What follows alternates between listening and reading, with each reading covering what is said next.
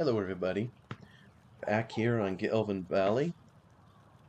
I was just looking at my episode count and it appears this is episode 26. So I've made way more episodes on this map, really way more episodes period, than I ever would have thought would be possible.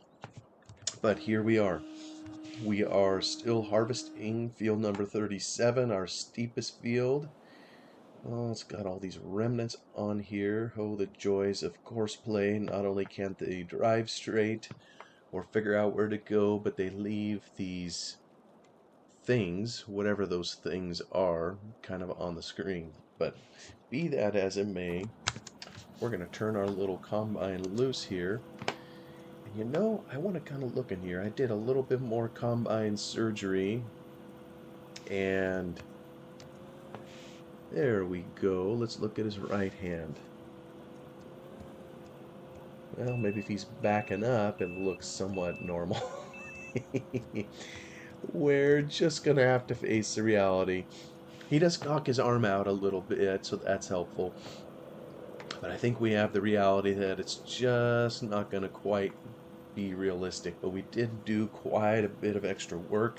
If I hop in cab, maybe we can see it. Kind of.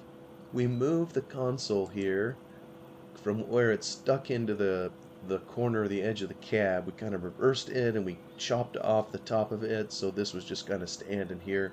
It kind of works. Makes it look a little better maybe. We'll get him going and start harvesting the field again so we can get this wrapped up.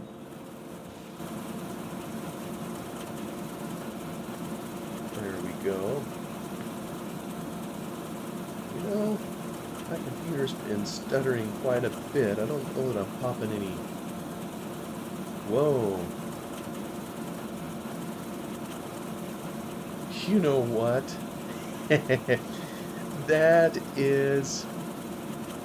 This is the part, apparently, that we moved in. And that's probably going to be filling up my log file. You know what? We may be able to take it. I'll have to fix that off cam, and I guess hopefully the game won't crash in the meanwhile. But that's this little part down here, this support part right here. Apparently it's static. Well, I think it should be fine, but I'll just have to take a look at it and see what's up.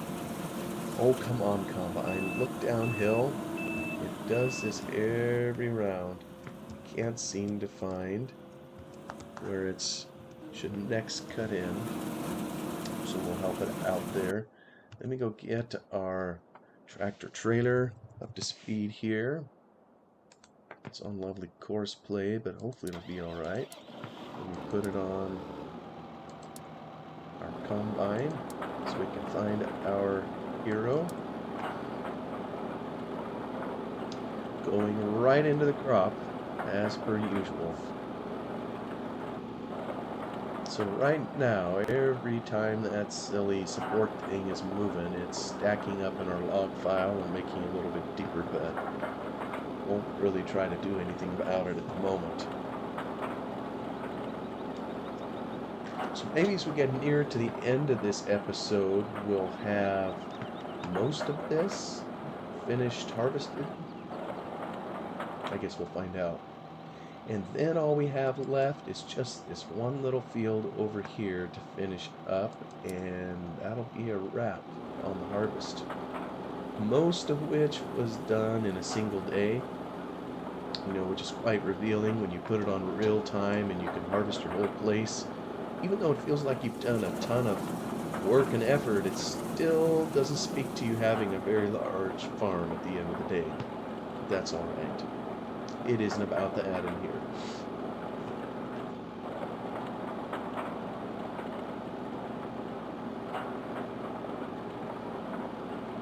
You know, I'm reflecting on the last episode that we have, and you know, some of the changes that have taken place in our family recently. Is, you know, I've had my oldest son, our third child. Oh, look at him whip all over the joyriding in the week. I have a son who's graduated from high school, and it almost makes me dizzy when he can't figure out how to drive straight. So maybe I'll just get off of him and go back to our combine, who may need help anyways. So I've got a son who graduated high school and another son who graduated middle school. Obviously, the former accomplishment being more noteworthy, if you will. But I've been reminiscing and thinking about the teachers I had in high school and before then, and I had some wonderful teachers. I really did appreciate what they tried to do for me. Very few regrets, if you will, or looking back, teachers I wish I didn't have. Had a few of those in college maybe, which kind of pushed an agenda that I wasn't really paying for. But beyond that, I mean, the ones that I had in high school, grade school, and what have you were just outstanding people of good character and excellent at their craft. So I started thinking about them as people, and it's kind of interesting, when you, at least the schools kind of in this area, you go in there and they train you right from the get-go. That isn't Jack so-and-so. It is Mr. so-and-so to you, or Mrs. so-and-so, right at the get-go, just as a matter of respect. And I think it's still this way. I don't think students typically address their teachers on a first-name basis. There may be some areas kind of where that's done, but just the attempt to instill some respect, a modicum of it, among the students, I think that's pretty important. To establish a relationship. I mean, the reality some of these teachers have to deal with anymore is lackadaisical parents, or whatever you call it, this championing of parents, even of their kids when they misbehave, to where, they never believe the teacher, that maybe there's a problem with their perfect little angel of a child. And so there's a breakdown of respect, and oftentimes the teacher's left with very little that they can do about it, which is kind of sad. But I remember that as a kid, all the way from the youngest grades, clear up through high school, and I think even into college and university it was that way. You addressed your teachers as Mr., Mrs., or some of the ladies chose Miss or Ms. Whatever that they wanted, you tried to address them at that as to be respectful. But I was thinking back on some of the teachers that we had, and I think it's pretty common as kids, you make up names for them. One that I had, he was Mr. Fleck. Well, his first name happened to be Jake, and so you can imagine what kids would do that. I mean, he became Jake the Flake, and I have this memory in the back of my mind. I think we were in the restroom or something, and it was no sooner out of my mouth talking about Jake the Flake when old Jake himself came into the restroom to do his business, and I think he heard me say it, and fortunately he was a type of individual, he didn't take offense. Instead, he just laughed, which I thought was pretty cool. A teacher that didn't take themselves too seriously. I think he was my geometry teacher. Oh dear, what's this with my tractor? Repaired soon? Yeah, probably because it's trying to mate with the bridge here, and I really need it out in the harvest field. I have this on combi, but I don't know if it's simply driving too fast. It just wiggles all over the road, and if you look at the course, this isn't a wonky course. It's really straight, but it's like he gets driving and he's unable to find his way. So maybe I just need to slow him down a little bit. He's going way too fast.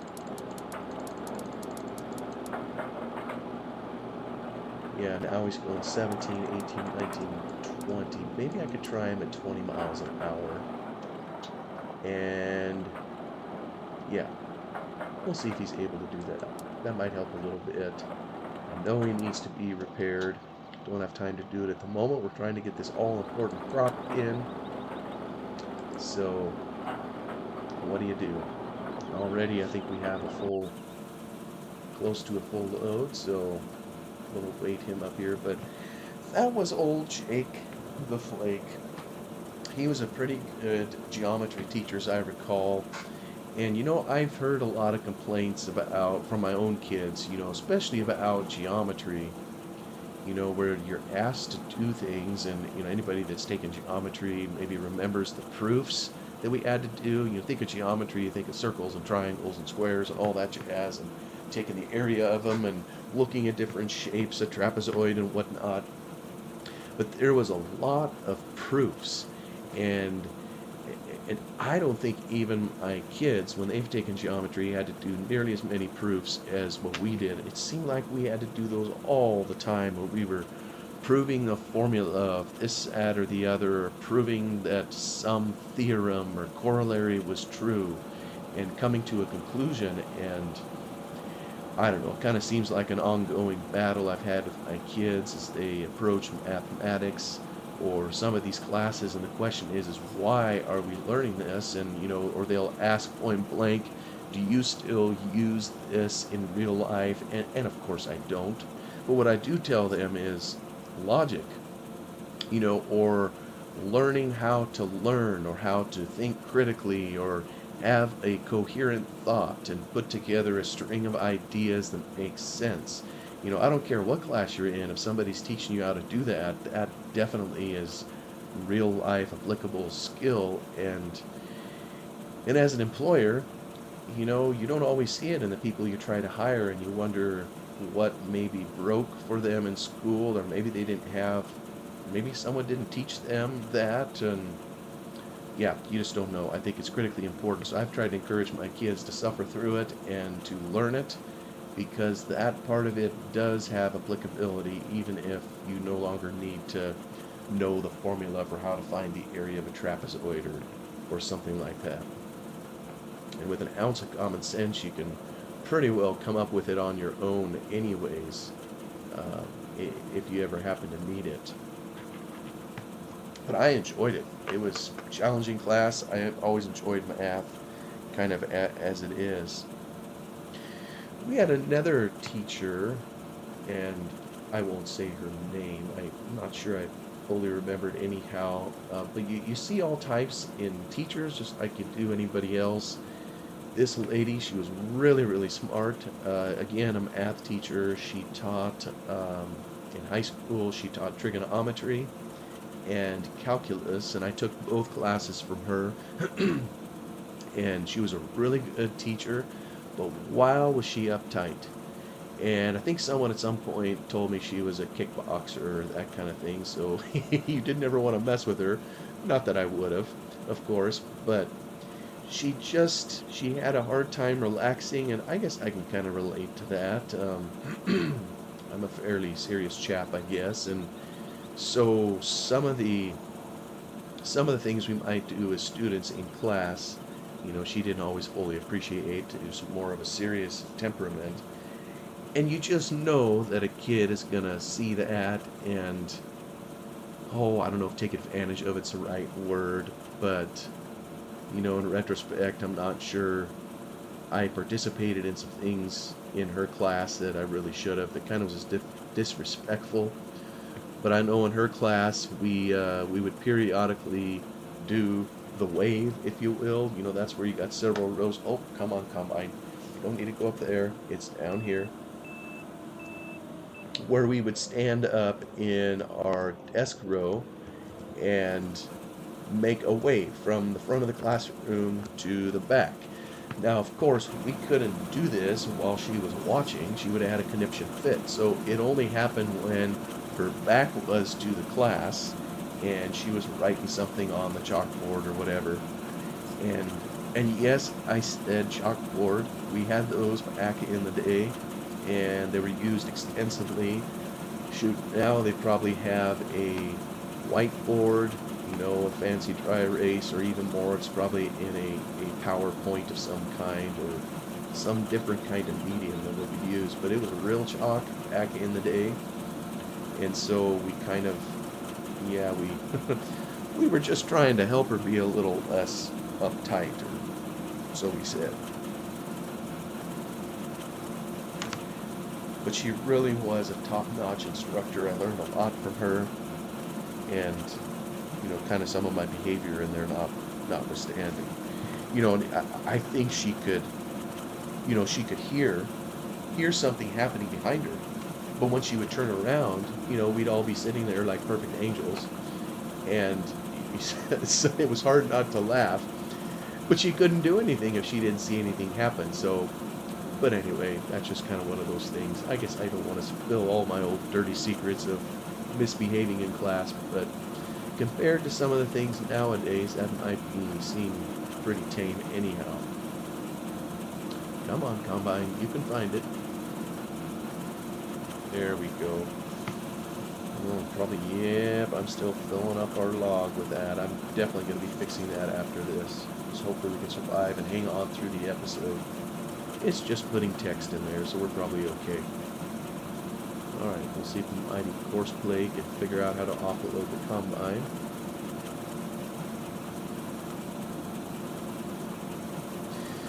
There was another teacher I had in, I think it was English literature, or maybe just plain literature, I forget.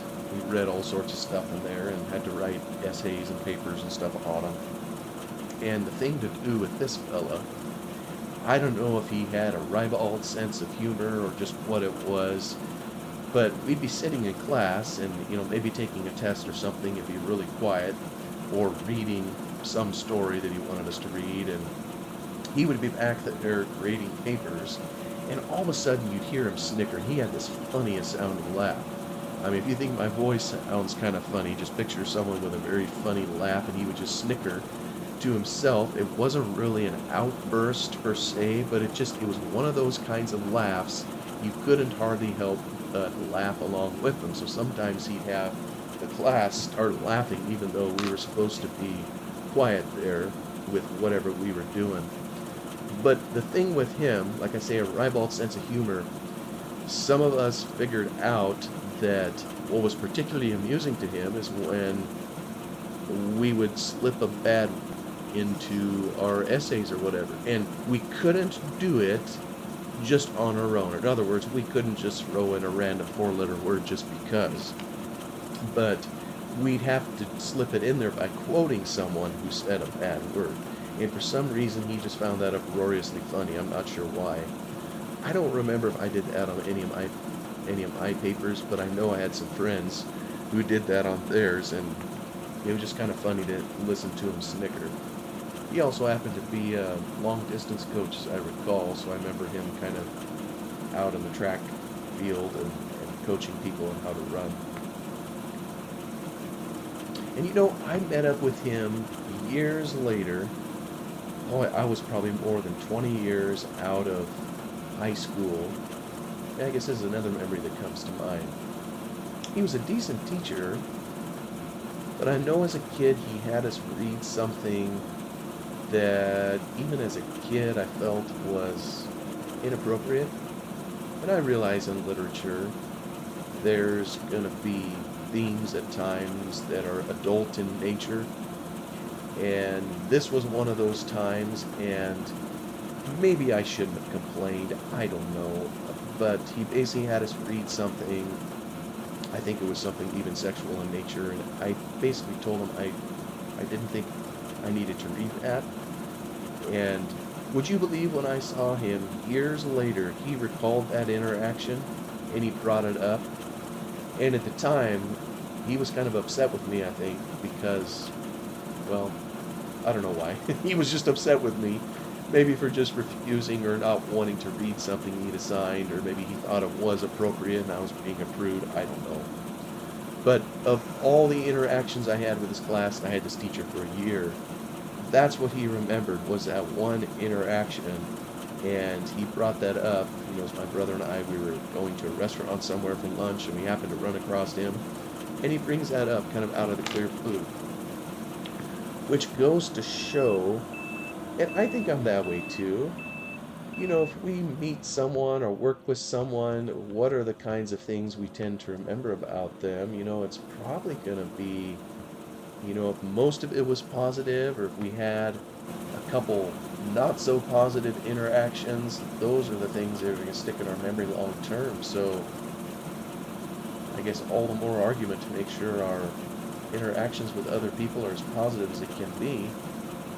Otherwise, it kind of can taint the whole memory of, what you would have with a particular person.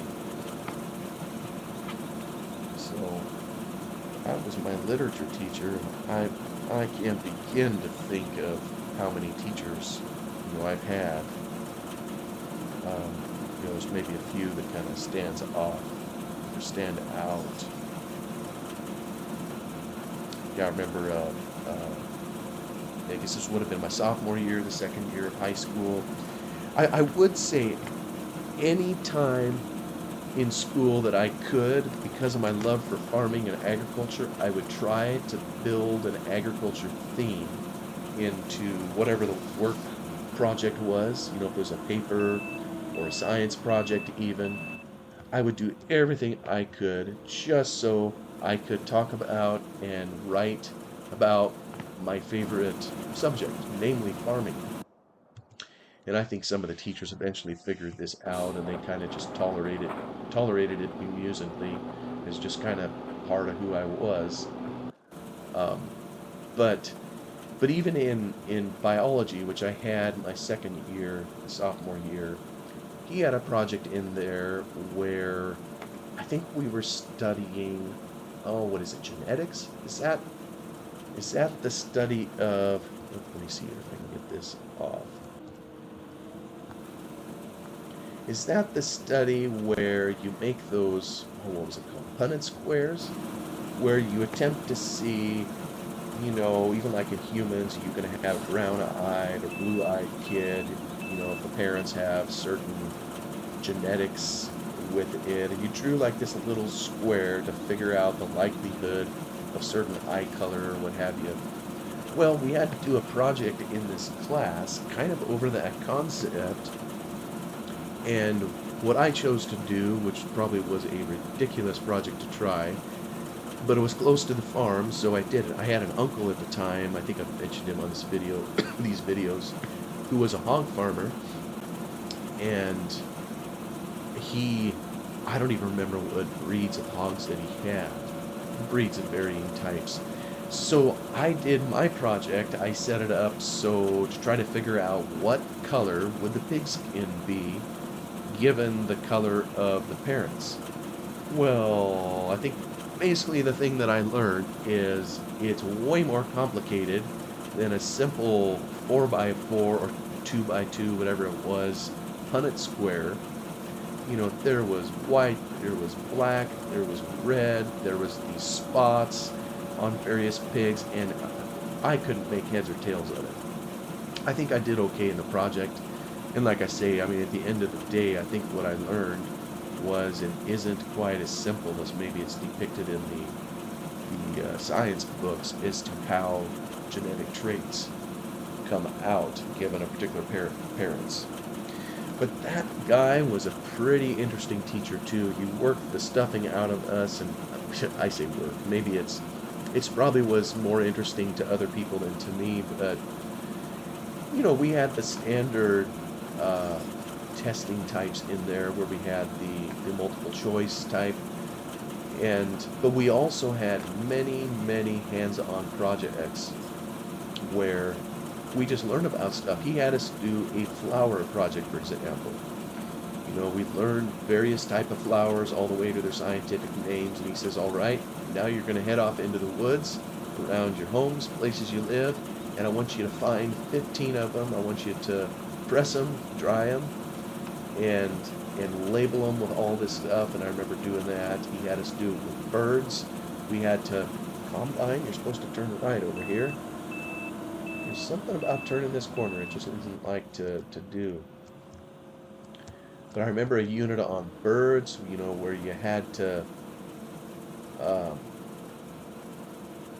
well, you gonna go ahead, Combine, or not?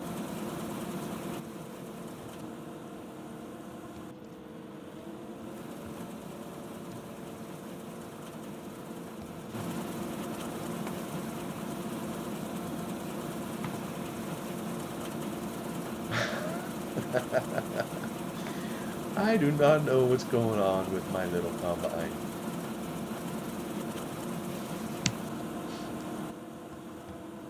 So I'll tell you what, we are gonna crank him up. We can improvise, and I'm gonna put that down, and we're gonna start doing a manual. Don't know what's happened here to. We'll get her done by hook or by crook with GPS. So we also had a project on birds, and we had to memorize, I don't know how many different types, 50 to 80 of them, to where we had to recognize them on sight. Fortunately, he didn't ask us, although we did study this, what they sounded like and all that. Just the dissection. And part of the test, it wasn't no graphical representation. We had to literally walk through the room where he had set the animals up and identify all the parts. It just was a lot of long answer fill in the blank type stuff, to where you either knew it or you didn't. And it was just interesting that it was that style of learning. Now I gotta say, looking back, I don't know that I particularly remembered a lot of that. Maybe I should have, as much as it was pounded into us to do this. But one of those projects happened to be this genetic thing, and I chose the pigs, and like I say, it was a whole lot tougher to do than what I thought it would be. But all in all, just another good teacher, even if I had some disagreements with his theories on how life came to be and some of those kinds of things. Still a good teacher. And I consider it a major event that I was able to get him to accompany me out to my uncle's hog farm. He happened to live kind of over in the same area where my uncle lived, and I actually got him to come out there.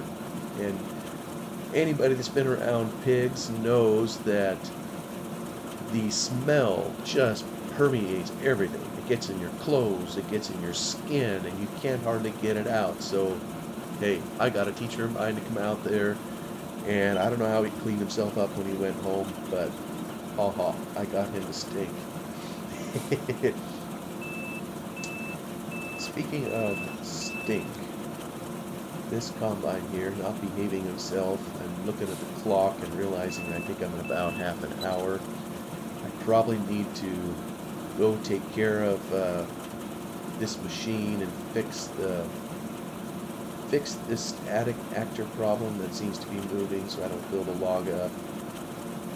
And basically what that is there are certain objects that are designed to move around in game. Those are called dynamic.